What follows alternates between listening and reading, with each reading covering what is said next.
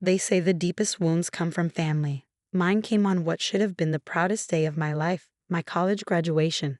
I stood in our grand living room, still wearing my graduation gown, my summa cum laude honors cord glinting in the afternoon light. The house buzzed with guests, the air thick with the scent of expensive catering and even more expensive perfume. My father, Marcus Bennett, CEO of Bennett Industries, held court near the marble fireplace, champagne in hand. And of course, Isabella will be following in my footsteps, he announced, gesturing to my older sister, already lined up for the executive training program. Pride radiated from his voice as Isabella preened under the attention, her designer dress probably worth more than my entire year's tuition. I lingered near the edge of the crowd, clutching my economics degree with honors, earned through countless sleepless nights and 3 part-time jobs. Not that anyone had noticed. To them, I was just Sophia, the second daughter, the afterthought.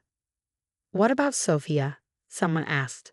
Another Bennett joining the company? The silence that followed felt like ice crawling down my spine. My father's face tightened, that familiar look of disappointment settling in. Sophia. He swirled his champagne, not meeting my highs. Well, she has different ideas about her future. Different. The word hung in the air like poison. What he meant was that I had refused to join Bennett Industries. Instead, I had accepted a junior position at a small tech startup, believing in their vision despite the lower starting salary. My mother, Victoria Bennett, stepped forward, her social mask firmly in place. We tried our best with Sophia, but she sighed dramatically. Sometimes our mistakes have minds of their own. The room went deadly quiet. Several guests shifted uncomfortably. Mother. Isabella gasped, though I caught the slight smirk playing at her lips.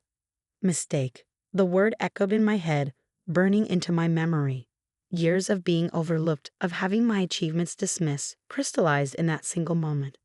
My father didn't contradict her. He simply took another sip of champagne, his silence an endorsement. Even the guests, these supposed family friends, just awkwardly looked away. I stood there frozen as the weight of that word crushed against my chest. Mistake. The magna cum laude honors meant nothing.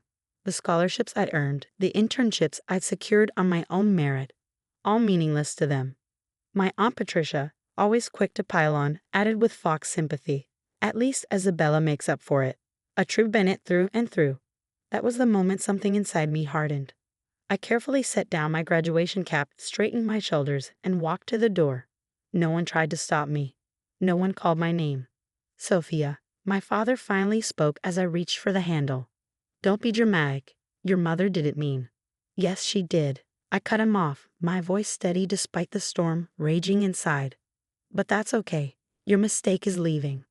I walked out of that house and never looked back. They had no idea that their mistake had already been quietly building something revolutionary. The startup that offered me a job. I wasn't just joining as an employee. I was becoming a founding partner, bringing with me a revolutionary algorithm I developed during college. My family thought I was throwing away my future by not joining Bennett Industries. They didn't know that I was about to disrupt their entire industry. That was 10 years ago. Now, I sit in my penthouse office, watching the sun set over the city skyline. The word mistake no longer haunts me. Instead, it fuels me. My algorithm evolved into Mintech Solutions, a company that transformed how artificial intelligence is used in business. Last year, we went public with a valuation that made even tech giants take notice. The message notification on my phone pulls me from my thoughts. It's from my assistant. "Ms. Bennett, your father is in the lobby. He says it's urgent." I smile slightly, remembering the last time I saw him. The great Marcus Bennett would never come to my office unless something was terribly wrong. After 10 years of silence, of pretending I didn't exist, he's here. And I know exactly why. Bennett Industries is failing. Their outdated technology can't compete in today's market. Their stock has been plummeting for months. They need a miracle. They need me. The mistake has become their last hope. I press the intercom, send him up. It's time to show them exactly what their mistake has become. But first, let them wait. Just like I did, all those years ago, waiting for their approval that never came. I turn back to the window, watching my reflection in the glass. The scared graduate in a polyester gown is gone, replaced by a woman in a tailored suit, CEO of a billion-dollar company. The intercom buzzes again. Your father is here. I straighten my jacket, a small smile playing at my lips. Give me 5 minutes. Let him sit there, in my waiting room, surrounded by magazine covers featuring my success. Let him realize that his mistake now has the power to either save or destroy everything he built. Sometimes the best revenge isn't serving cold justice, it's becoming exactly what they said you couldn't be. And I've become so much more than they ever imagined. I let exactly 7 minutes pass before opening my office door. My father sits in one of the leather chairs, his once immaculate suit slightly wrinkled, his confident posture replaced by something more desperate. The great Marcus Bennett looks old. Sophia. He stands, trying to summon his old authority. But in this office, my office, that power doesn't exist. Father. I stay behind my desk, gesturing to the chair. Please sit. He does, and for a moment, neither of us speaks. Through the floor-to-ceiling windows, the city sparkles beneath us. My empire, built without his name or connections. You look. He pauses, searching for words. You've done well for yourself. I raise an eyebrow. Is that why you're here? To comment on my appearance? He shifts uncomfortably, his eyes darting to the awards lining my walls, the magazine covers featuring my face. The latest one reads, Sophia Chen, the woman revolutionizing AI, Mintech's $12 billion innovation. Chen. I took my grandmother's maiden name after leaving. Another detail that must sting. Bennett Industries, he finally says, his voice catching. We're in trouble. I know. I keep my voice neutral. Your stock dropped 60% last quarter. Your technology is outdated. Major clients are leaving. I pull up a holographic display, his company's declining numbers floating between us. You need a miracle. We need Mintech's AI integration system, he admits. Without it, we'll be bankrupt within months. I stand, walking to the window. Below, the Bennett Industries building stands in the shadow of my headquarters, a fitting metaphor. And Isabella, your perfect hair, can't she save the company?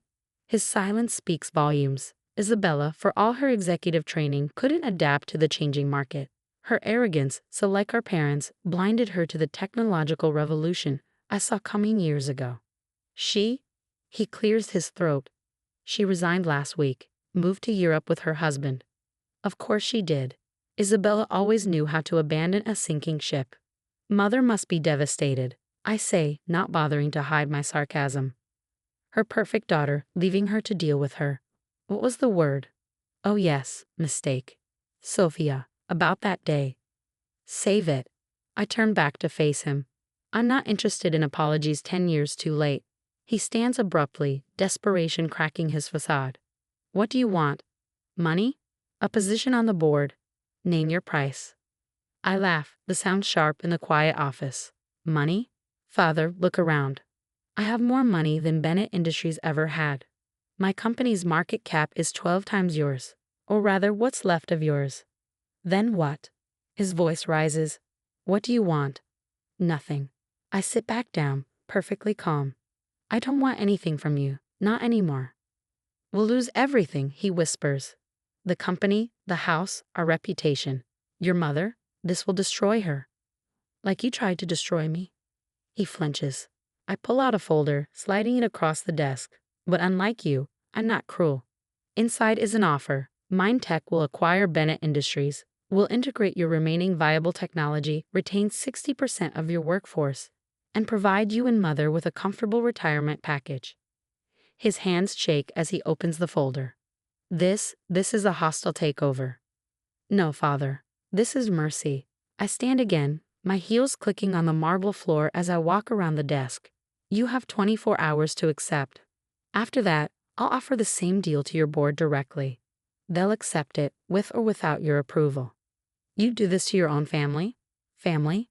I lean against my desk, looking down at him. You made it very clear I wasn't family. I was a mistake, remember? He stares at the papers, decades of pride warring with desperation. And if I sign, then the Bennett name survives, albeit under the Mindtech umbrella. You and mother keep your social standing, your country club memberships, your comfortable lifestyle. I smile slightly, without the power you're so accustomed to. The sun has fully set now, the office illuminated by the city lights below.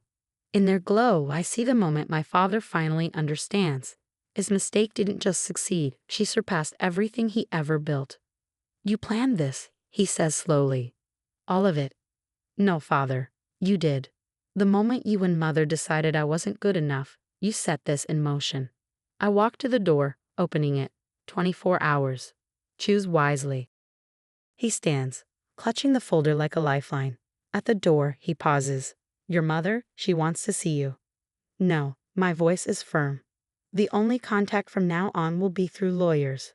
That's the price of your mistakes, not mine. After he leaves, I pour myself a glass of whiskey, the same brand he used to celebrate Isabella's achievements with. The irony doesn't escape me.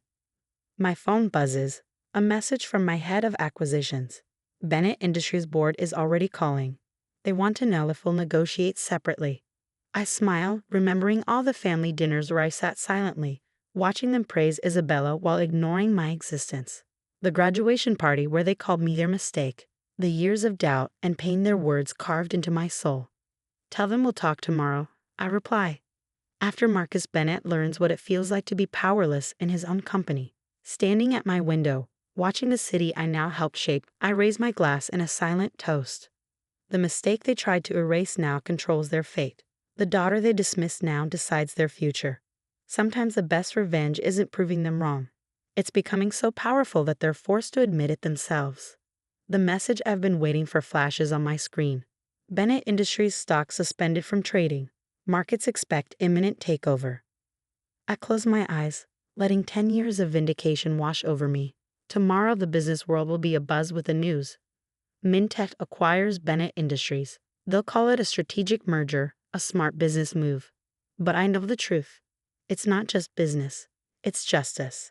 And justice, like revenge, is best served by success.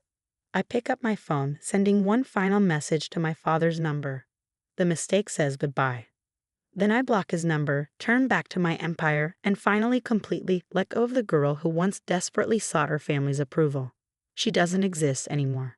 In her place stands a woman who turned their greatest insult into her greatest triumph. And that's no mistake.